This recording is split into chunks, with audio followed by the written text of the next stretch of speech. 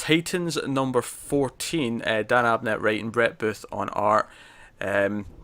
This was an issue about pizza and poisoned pizza and what a team must do to make sure that this doesn't happen again. No one else having fun with the pizza jokes. Okay. No.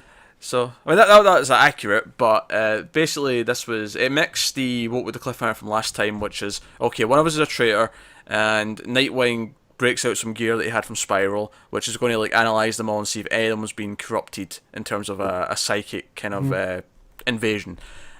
Meanwhile, it cuts sort of a timeline because they end up getting pizza during this, and it's poisoned, which leads to these sisters from Atlantis who are obsessed with Garth and want to. Sure. It does remind me that it was, I think it was Garth who was like, right, ordering the pizza, and obviously on the Teen Titans it's Gar who loves pizza, Right. I just thought maybe that's It's a intentional. little bit weird. Yeah. I don't know. So you have all the fighting sort of, and it's cutting between the two sort of like timelines. So you sort of I thought it was a well structured issue. I appreciated the pacing of it. I felt like it was nicely bouncing from some character stuff to some action stuff, and back and forth. I kind of like this issue. I was into it. I did not. Did not like so this tired. I'm getting tired of the Melrose Place drama. Like, Yeah, it's becoming I a want them- proper soap opera, hasn't it? yeah, and it's fine in light stuff. Like, if they touch on it every so often, like I was enjoying the who was the Arsenal, Wally and Donna. I still don't understand why Donna and Wally is still a thing. I think You know? my problem is Booth can do the action sequences, but he can't do these character drama bits. Well, So they fall and I don't flat even for think me. Oh yeah, I've I been don't saying think that the even whole. Abnett's pulling it off. Yeah, like I can talk about why I don't like Brett Booth all day long, right? Like his art, he might be a nice guy. I didn't mean to say that I don't like Brett Booth. The art, not a fan of, but yeah, I don't even think Abnett's pulling off the interpersonal. I got more excited to see Cave Boy and Harold show back up and whatever they're doing, and I have no idea For one what they're page. doing. Yeah, we got one page last issue, one Yeah. page this issue. If Yeah. I'm going to critique it, actually, that'd be my main problem. Is that one page is not a lot to go on. When all it really shows is that they're breaking in somewhere, and that's about it. We don't really I know think anything else. that was pretty much the cliffhanger last issue as well. Yeah. Like, they were like, right, we're going to do something. Yeah, And here we're doing something. no advancement. I think for me the issue flowed quite well. I thought the way it bounced around between the timelines was good. The character stuff, I don't know. Maybe I'm just digging the soap opera stuff more than you guys are, but I kind of am. I guess, and like I kept reading this book because of Wally, and I'm finding myself that Wally's less of the focus, and that's kind of disappointing for me because through Titan's Hunt, like the way that ended with there's a missing Titan, and we all know it's Wally West, Like, and yeah, then but this isn't really Wally's book, is it?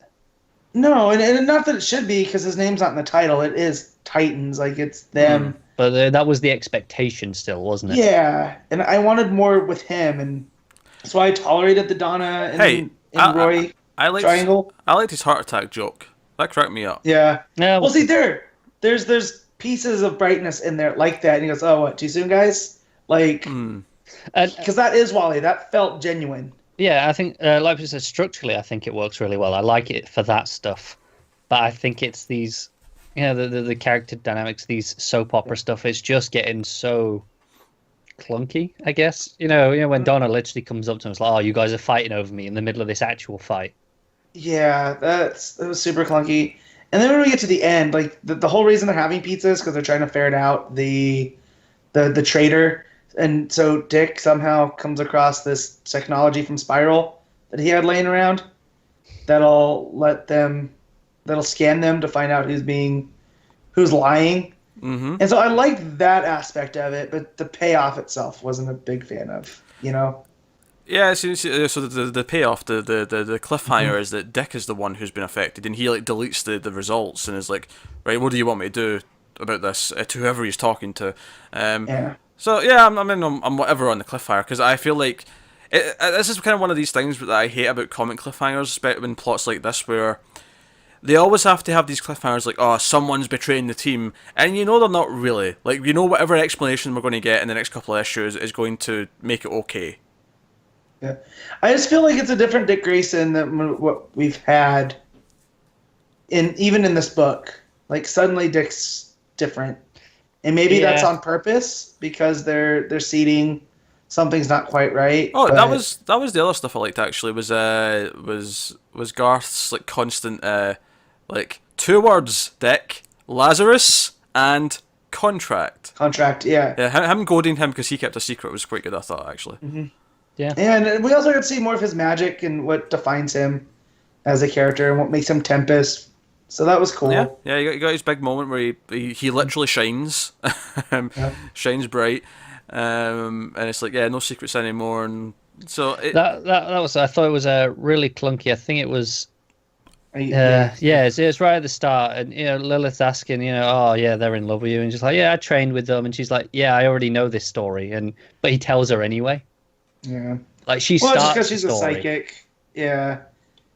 Well, you Right. gotta get the exposition desk too, because I'd never heard of these characters before. No, I You know just what I think mean? there was a better way of telling it to someone who's already starting the story, so they're already familiar enough with the story. Telling it to that person just felt clunky. Yeah. I don't know.